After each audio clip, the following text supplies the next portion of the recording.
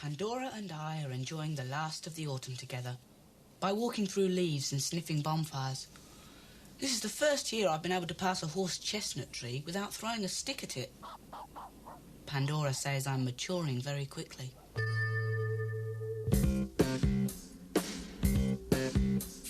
My mother's heart and soul have gone halfway up the pole. My father's on the dole. My friend Bert is much too old, and his dog's beyond control. It's a proper rigmarole and a nuisance on the whole. I'm profoundly in love with Pandora. My poem has an intellectual theme.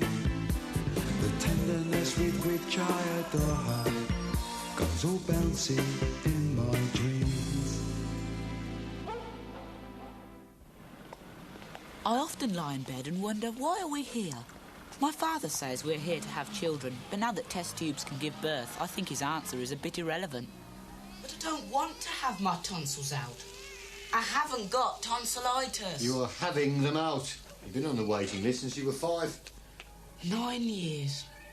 Why can't midwives remove babies' tonsils at birth? It would save a lot of time, trouble and money. It's about time this family had its fair whack from the National Health Service.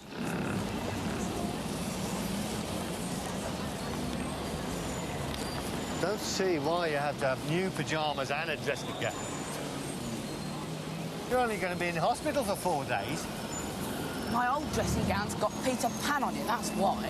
And I'd look ridiculous in my Winnie the Pooh pyjamas. I suppose you've got a point there, Adrian. I never had Brian nylon pyjamas when I was a lad. I slept in 2 coal sacks stitched together.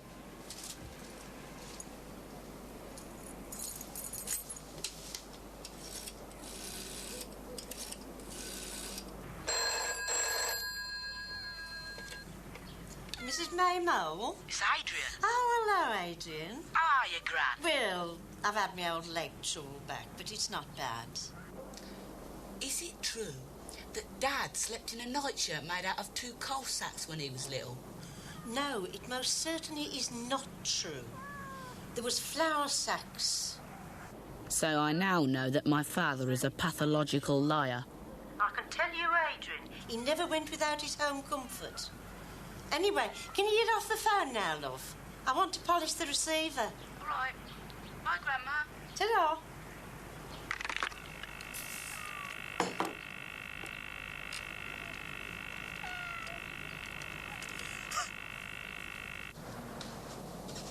Pandora's come to say a last goodbye before you have to go under the knife. Adrian, you look like Noel Coward in your new dressing gown. Thanks, Pandora. I don't know who Noel Coward is, or was. He could be a mass murderer for all I know. Safest operations you can have. I had a lovely time on my route. Jelly and ice cream. Then there was Arthur Shawcross. He was another one. Bled to death on the table. He had very rare blood. Funny, he was always boasting about his very rare blood. Didn't get him far, did it? No. Bled to death, he did. And he were only in his 40s and all. Was his name Arthur Shawcross? I don't know. He had a big nose. I hope it's the same bloke. Before he died. Anyway, good luck, lad. Thanks, Bert. And Daddy had a friend who didn't come out of the anaesthetic. He only went to have a cyst removed. So if you've got to be there. 2 p.m. Greenwich Mean Time. Here, take this with you. It belonged to poor Blossom. I've given it to wash. You ready, Adrian? Yes. Can we go?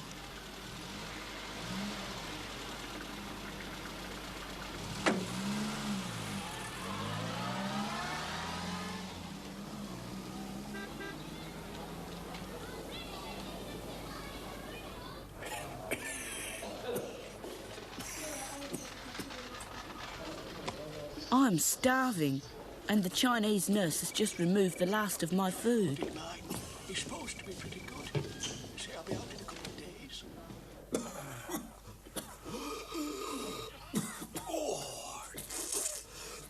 I'm dehydrated. I'm supposed to go to sleep, but how can I? It's like bedlam in here. Old men keep falling out of bed.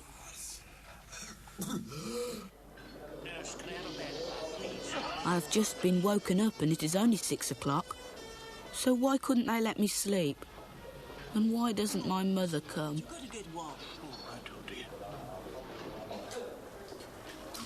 I don't see why I've got to have a bath. It's the inside of my body that's being operated on. I've told them, but they don't listen. It's all right. I can bath myself. I have to stay here in case you're tempted to drink the bath water. Patients do, you know.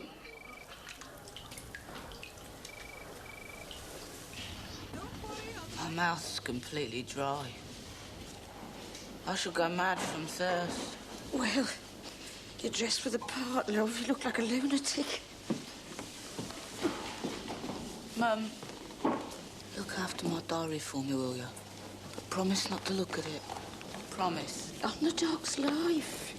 You know how much that dog means to me. Why are they wearing Wellingtons?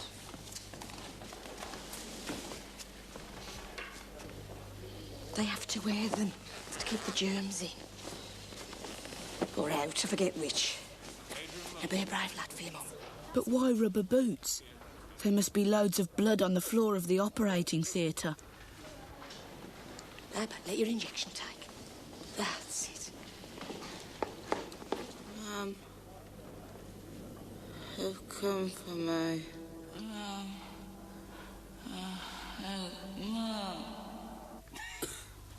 I'm in a torment of pain. Diary. Diary. Diary. Oh, diary. Stupid organiser, Beth. Can't find anything in it.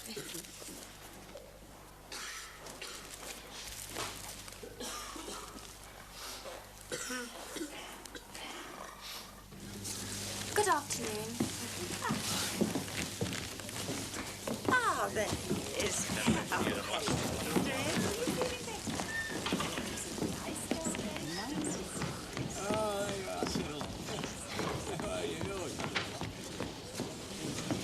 That's from our grandson. Well, we'll have to start saying a few words soon, you know. Your voice box will pack up. Oh, hello, Adrian. Little love. That nurse says you're a very difficult patient because you won't eat anything. So it's a good job I brought some more nice broth in with me, isn't it? Because they won't let you go home, you know, unless you eat something. Here's something to get your jaws round, son. Your favourite, salt and vinegar. He might just as well have brought me razor blades. You're taking up a bed that an ill person could be using. Now swallow those cornflakes and then you can go home. Look, I'll ring for a taxi for myself if you like. Anything to get you out of here. I'll wait for my father to come, carry me out to the car. You should win an Oscar. Now get out of that bed and get dressed. Tonsillectomy hasn't damaged your voice box. All you've got is adolescent wobble. In other words, lad, your voice is breaking. Now, if you want my advice... I do. I'm desperate. You'll get yourself outside into the fresh air and build yourself a bonfire and a Guy Fawkes. Too old for bonfires. Rubbish. I'm 47 and I still enjoy a good burn-up. 47? It explains a lot. He should be pensioned off. Adrian's been a bit worried. Anyway, Dr. Gray says he's all right, so I'm taking him to the marriage guidance bonfire tonight. It was good of you to come all that way, Pauline. Well, he's my son, George. Been worried sick about him. Looked like he was at death's door the last time I saw him. Come to the bonfire, Mum. I can't, love. I've got to catch the train back. You could come for an hour, though, couldn't you? I can't. I said I'd get back.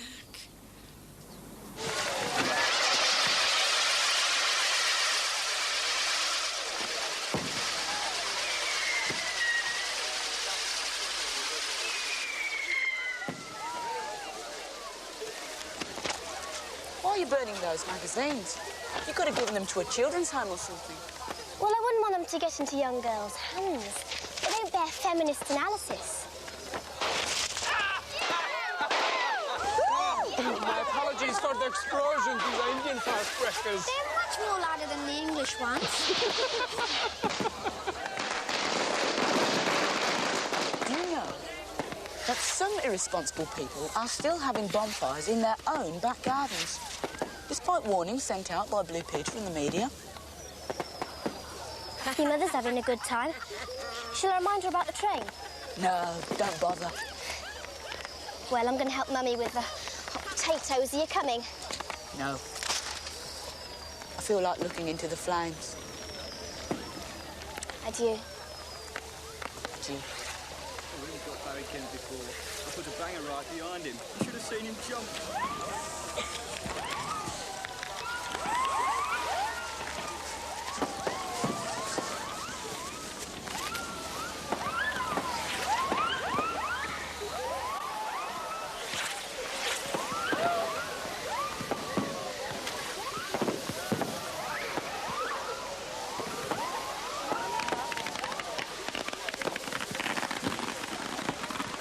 Thank you, Mr. Braithwaite. Hey, Nigel!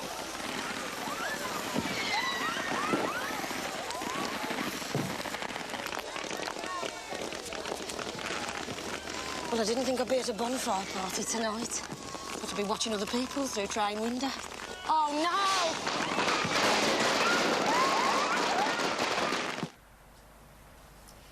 no! Good night.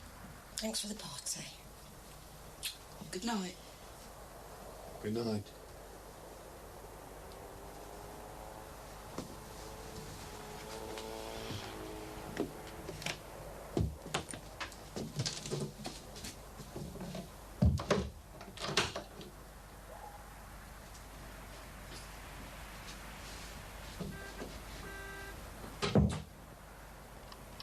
Dear God, as you know, I no longer visit you on Sundays. But please allow my mother to come home. The traffic and travel situation for you, not too many problems this morning. All commuter routes now building out, flowing fairly well, that's the message. Out in the county, there'll be extensive roadworks on the A6 road at Quorn. Thanks for having me. School Lane and Wood Lane. Long delays are expected, especially during peak times. My nipples are swollen. I'm turning into a girl.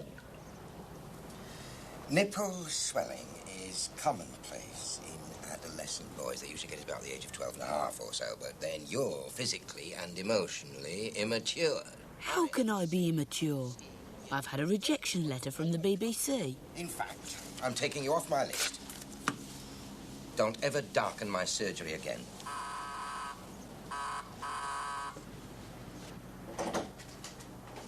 Surgery? I don't know why he calls it a surgery. He never does any surgery in it. He's gone fishing with the Society for Redundant Electric Storage heater salesman. Oh, no. Are you there, Mum? I can't hear you very well. Will you ask him to ring me back as soon as he comes in? It's quite urgent. Are you in London? Yeah. For the moment. Bye, love. Oh, God. Dad can't ring her back. We're having the phone cut off tomorrow. Carbon dioxide's role in determining the temperature of the globe was understood, along with other trace gases. Excuse me? Do you know where Bert Baxter is? Don't shout, please. He's out with his new girlfriend, Queenie. She's pushing him round the leisure centre. It's an open scandal. The amount of CO2 in the atmosphere has increased by as much as a fifth since 1860. However, it was still unclear what effect this might have. Perhaps Bert's in love. Strange to think of old people falling in love, isn't it? Hideous is the word. I think it's dead romantic. Oh, you mind. You're a sentimentalist. You believe in marriage and bridesmaids and things, don't you? Yes. Why, don't you?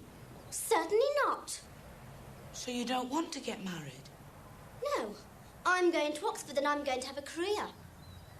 You could still have a career if we got married. You could work part-time in a little cake shop or something. How dare you patronise me?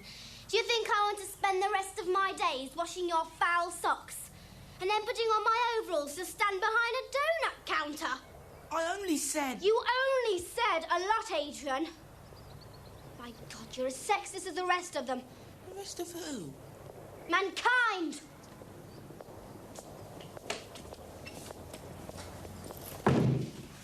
Telegram addressed to me.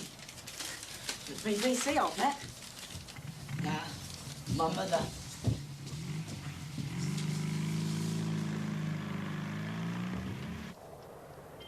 Adrian, stop coming home, stop.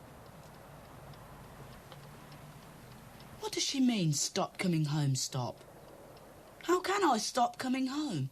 I live here. My mother has returned home. It was dead dramatic. My mother has thrown herself on the mercy of my father. My father has thrown himself on the body of my mother. They'll go balmy when they get out of bed and find that the telephone has been cut off. Come on. What's that, a love letter? No, it's from Grandma complaining we haven't sent her a Christmas card yet. Why? It's not Christmas yet, is it? No, but Grandma sent us our Christmas card a fortnight ago. What's up with this bloody thing? Who are you trying to phone? Manpower Services. I'm after a job. Adrian? Pauline? Don't wave that about in front of the lad. Why not? It belongs to him. Dirty little git. You should see what he's got under his mattress, George. Charing Cross Road's got nothing to match it. We've bred a pervert. I don't think what he does with the phone bill. Phone bill? Yes, it was in the same place, under his mattress. £289! You've been ringing, George, to speak in clock in Rio de Janeiro. I hardly ever use the phone. I meant to tell you. I rang Pandora a few times. Oh, well, that's all right, love. When she was on her holidays. Where did she go? Tune is here. Get in there. Why? Because I'm going to thrash you, that's why, nerd, and run out of here! I'm going to kill him, Pauline. I'm going to kill him. I can feel the adrenaline pounding in my head. No, don't kill him, George. That's going too far. Now, take a deep breath.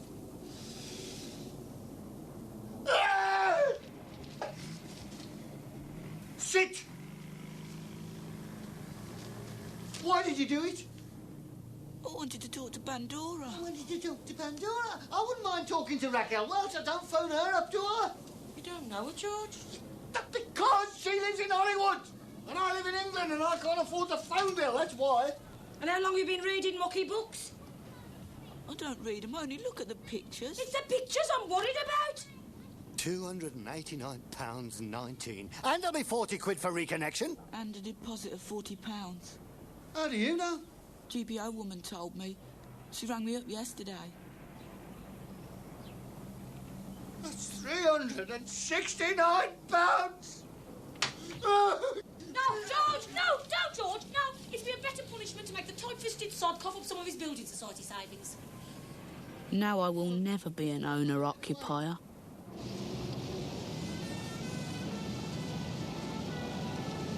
£200 gone, just like that. It'll take another 14 years before I can replace it. I now know what people mean when they say that there is always a price to pay for love.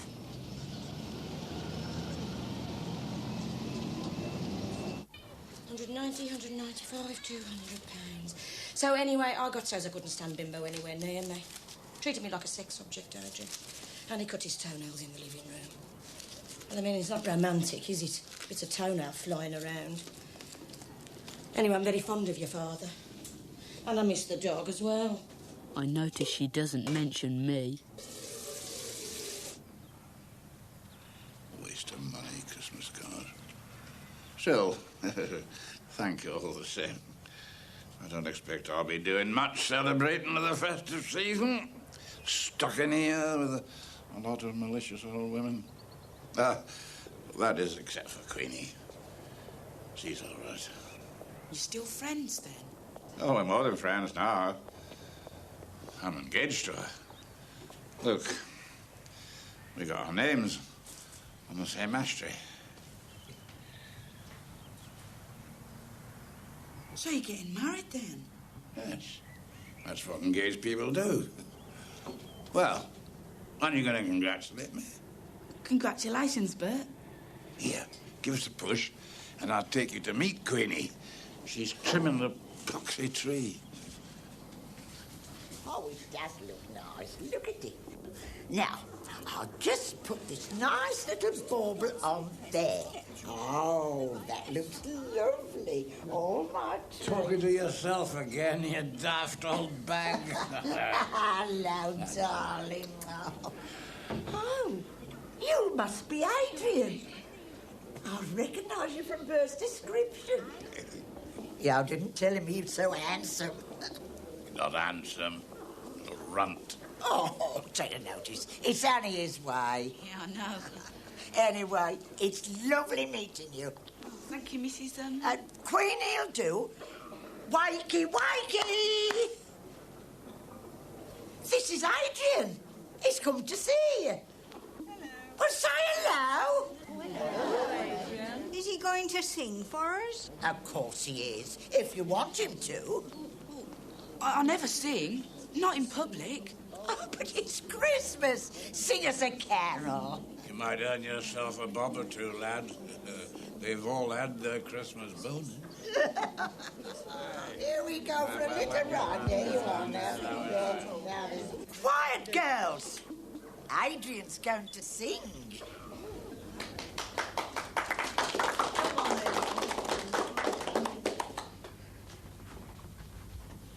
Come on, get on with it. Silent night, holy night, all is calm, all is bright, round John Virgin, mother and child, holy infant, tender and mild, sleep in heavenly sleep, sleep in heavenly sleep. Time for lunch. Come along, ladies. I got my two. Come along, ladies. Ooh, thank you. Oh. There you are. Not a bad collection. No. I hope you have a nice Christmas day surrounded by your family and friends. And don't worry about Queenie and me stuck here all alone. Bert, I was wondering if you and Queenie would like to come round my house for Christmas Day. What about your mum? Oh, she'll be there already. No, I mean, wouldn't she mind? No, she's got a big turkey. Well, what do you think, girl? Well, it would be better than being in here surrounded by old people, wouldn't it, darling? Time for lunch. All right, we'll come. And tell your father to get some brown ale in. I can't drink that lager stuff he has. Tastes of ferret's piss. Come on, girl, let's go and have our lunch. Not bad. I made £2.11. I'll sing again tomorrow night. Outside, the Black Bull would be a good place. I'll wear my school uniform and remind all the drunks of their own children. It should be worth a few extra quid. I went to Marks and Spencer's to buy Pandora's Chanel No. 5, but they hadn't got any, so I bought her an underarm deodorant instead.